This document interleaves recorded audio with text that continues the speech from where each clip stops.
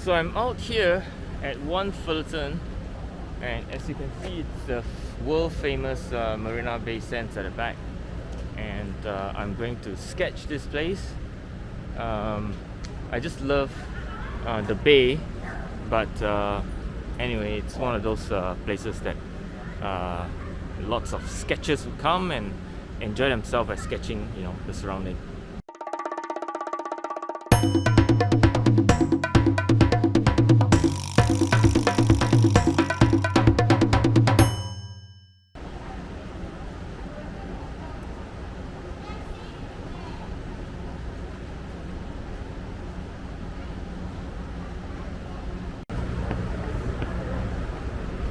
There they are.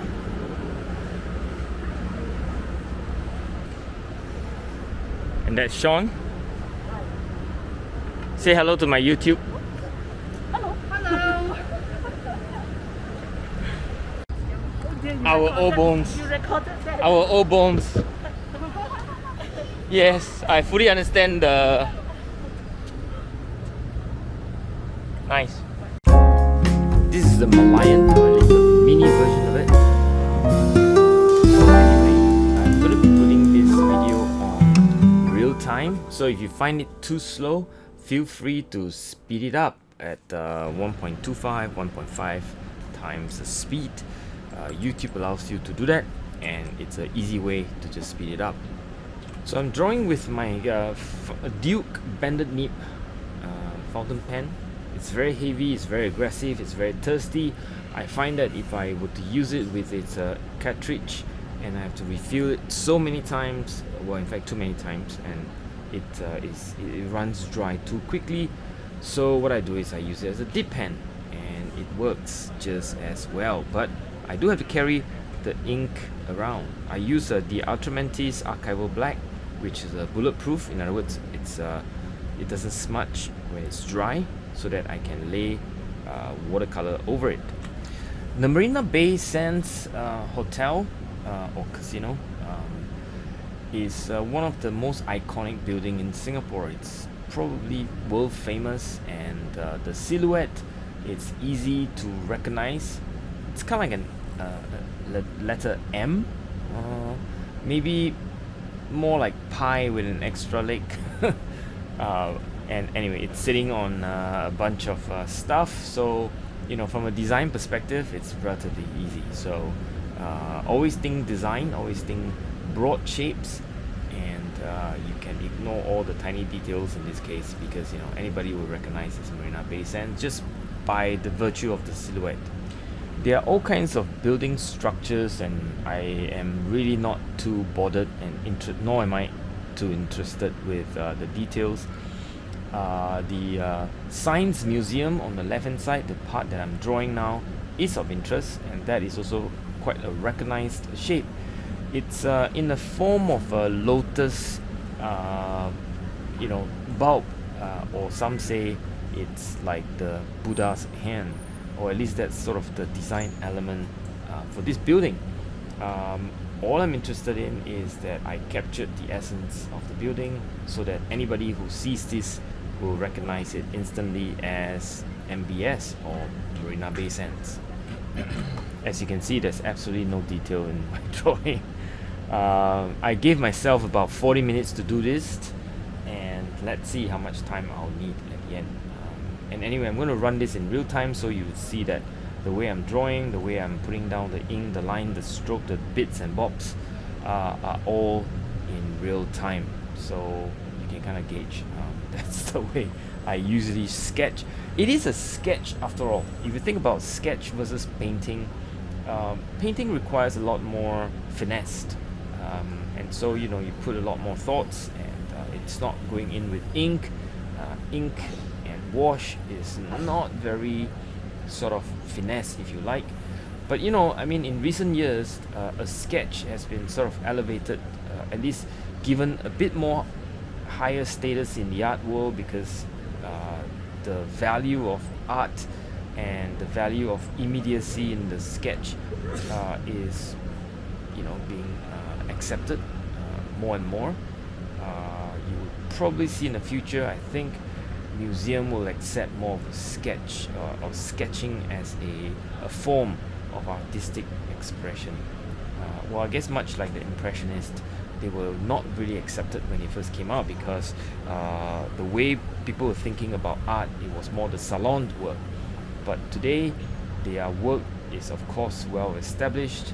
I think likewise, sketching is somewhat of an art form that is not very appreciated in museum and so on. But I think eventually, it probably will get more recognized. Well, at least that's my personal view. So as you can see, I didn't spend more than 5 minutes. I think it's about 3-4 minutes, and it's not even an accurate drawing, if you like, but it sort of captured the essence. And that's it. That's all I wanted to do, capture the essence. And the rest, it's more about having fun splashing colors onto the watercolor paper. While the ink is drying, I put down the date and the location, MBS, and my name. And then, I'll wait a while before I start splashing and have fun with water and paint. One of the things that sketchers need to learn is patience. Even out there in the hot sun, there's a need to understand the dampness of the paper, and when the ink is still not dry, and if you put any water next to it, it might smudge. So it's very important to check for the ink to dry, and if you are layering multiple layers in the watercolor, you also want to make sure the previous layer has dried before you charge in for the next layer. Here I'm putting the sky. It's blue on top, and towards the horizon it's warmer. And I am just being cheeky. I want my purple, so I'm dipping in red towards the horizon to represent warmer horizon, and then the blue, more cool, it's right on top of the page. And who says I can't do that, right? I'm the artist. It's called artistic license. And I put in a bit more charging in, just for variety, a little bit more of the cool blue into the sky. Well, while I'm at it, let's be even more cheeky. I'm going to put in some other weird colors just for fun, and that would be lemon yellow, and a little bit of new gamboge. Yeah, I see spots of ray. They're not quite like that, but it doesn't matter. I love it. I just love my skies to be weird and funky and psychedelic. So anyway, that's just a little color signature that I like to drop in for my sketch. So I waited for the sketch to dry, maybe a good 3-4 minutes perhaps, and then I'm ready to put in the colors of the water. It's a bit of a turquoise, so blue, cobalt, turquoise mixed, and I'm just charging in. The beautiful part about mixing 2 or 3 colors into a single wash is that upon when it's drying, the colors would actually separate a little bit, and therefore it will add a certain dimension to the wash. I tell beginners this: don't just use a single color. If you look at my skies, there's 4 colors right there: cobalt, queen rose, lemon yellow, and new gamboge. And when they separate and mix and blend, it is just beautiful. I mean, it's one of the natural beauty of watercolor. It's exactly that, the ability to blend and and even separate slightly and granulate, and that's just making it such a wonderful thing. And especially when you're doing a simple sketch like this, the attractiveness doesn't come from just the sketch, but also the beauty of the intermingling, shimmering colors in your wash. Learn to wash wet in wet. Learn to understand the dryness and wetness of the paper, and you'll be fine. I mean, you will learn lots. You will have lots of mistakes. You have back runs. You have all kinds of nonsense happen. But once you get a hang of it, it's such a beautiful thing. And it's actually relatively easy to do. Like I'm just showing you in real time. You can see it's not that difficult. Now I'm ready to put in the darks. If you see the building itself, I'm using purple, and it's a mixture of French ultramarine with permanent alizarin crimson. It's an easy wash. There are some parts of it that are more red, there are some parts of it that are more blue. I don't quite bother with actually mixing it properly on the palette.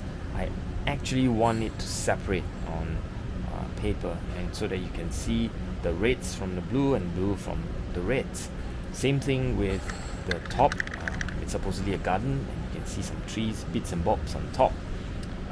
And now I'm ready to dip in some cadmium, strong opaque colors. And I don't do it in a ghastly, lots of overwhelming, but I'm just dripping it, just dip it in, making sort of reflection, if you like, and in between that some of the cat orange goes in as well. There are some mistakes, as you can see. I've splattered onto the other part, and I'm just going to pick up as much as I can. I'm not bothered with all this mistake. Some people would be too, if you're OCD, I guess you will be aghast by what I've just done. But it's a sketch. I want the immediacy of the feeling of the sketch. Don't mind Cassie at the back barking. I think that's some people don't. And I'm just picking up some of the excess and some of the highlights and just covering it. So the lessons here is every patch of a very simple sketch, if you were to keep the shape single color, it'll be boring. But if you keep every shape with a minimum of 2 or 3 colors and you allow them to separate while it's drying, the simple sketch has this sense of slight complexity in it, and I love that, because I think that is also the beauty of watercolor. And you're trying to be simple and maybe even touching on simplistic, but yet at the same time there is certain simplistic beauty in it, if you understand what I'm trying to say. At this point I'm also trying to put in reading the value of the bottom part of the hotels. They are basically convention center and shops and so on, but it's a little bit complicated. I won't be able to just draw everything in. My intention is not to, and again I'm gonna dip in dots of of yellow, orange, reds, and so on and so forth. A little bit of green as well, because there are trees there too. So being random is also not that easy. By the way, you don't see yellow, orange and so on, but anyway, it's just again artistic license, because it'd be too monotonous and it's too boring if I just keep it as a shade of grayish purple, if you like, right? So I wanted to put in darks, but before I put in the dark, I wanted it to have dots of funky colors, to sort of give it life, if you like. That's what exactly I'm doing right here. So yeah, as you can see, lots of dots of the funky yellow, orange, red, before I go in with a slightly darker version to put in the shadows and so on, to make the color more value correct, if you like. I use phthalo green with a dash of permanent alizarin crimson. That's the darkest dark on my palette, I think. And by putting that, you see that it will go very, very dark, almost 5 value in a scale of 1 to 5. And I'm reading where on the photograph, or I was looking at it real time at the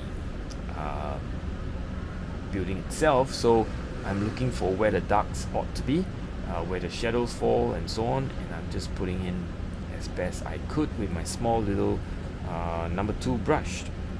So all I'm doing at this point is reading values. Like I always say, your colors can be funky and wrong and right or whatever, but if your values are not correct, you will have a terrible sketch. Value is what drives the perception of reality, I suppose.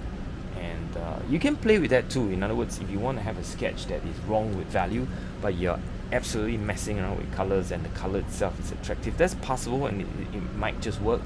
But in this sketch, that's not the recipe that I'm going for.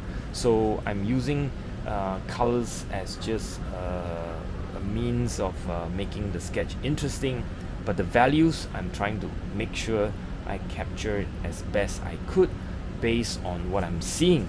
So it's a lot of trying to read the value and putting down the value. There are two parts. The two skills in essence is read the value and reproduce the value. And reading a value is a simple one. You can use your iPhone. I have a video about this. And the other part is to be able to reproduce. Reproducing value is about knowing your pigments, right? If you know the colors that you have, and one of the way is very simple. You paint swatches of your colors, and then you either take a scan it, and then change it into black and white, and you see the value in the gray tone of all the colors that you have, and in whatever diluted form that you paint it in. And then therefore you would know what is the value. That's one. And then the other thing is that you can also mix colors. Like in this case, I know the value of my phthalo green, and permanent alizarin crimson will give me one of the darkest dark. In fact, it is darker than my neutral tint and all my other dark colors stand alone. So with that, if I ever want to have a value of 5 in my sketch, I can have this combination of green and red, and I can then get this dark value, which is what I'm doing in essence. I'm trying to get that value. I'm not trying to plaster it all over, but I'm just trying to create a certain rhythm and a certain pace through my sketch right here. It's quite simple and straightforward, concept and recipe, and anybody, I mean, even beginners can understand that and follow that recipe, right? So like I said, two skills: ability to see, ability to reproduce the value, and both are easily learnable. Well, I suppose you need a bit of practice, like all things in life. Practice is important.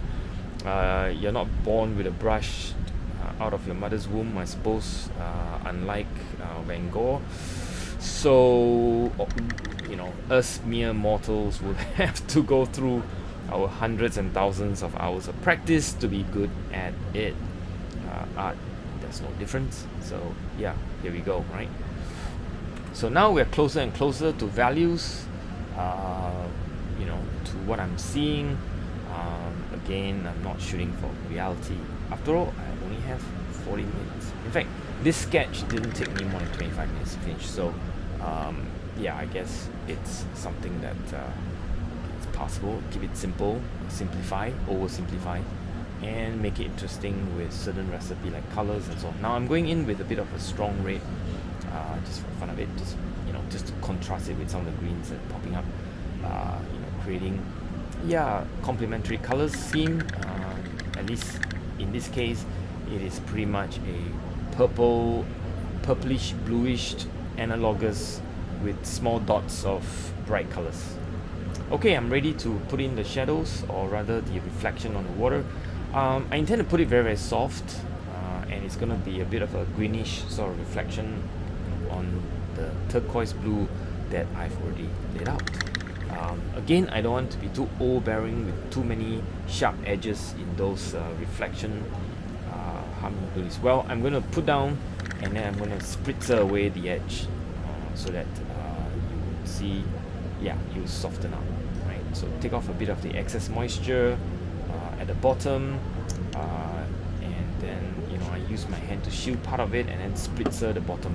So what you see is that there's some sharp edges nearer to the top of the reflection, and the bottom reflection, they are smoothen out and soften out with the spritzing. I do the same thing with this part, where the Science Museum reflection on the water, same thing, very, very slight. That's it. I hope you enjoyed today's my nonsense out here on the Marina Bay Sands. So that's it for another episode. Well, maybe we go and check out what are my other sketcher fans doing, and then we'll go home. They are still there.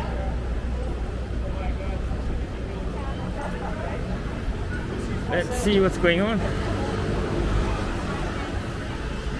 Peek over the shoulder. Say hi.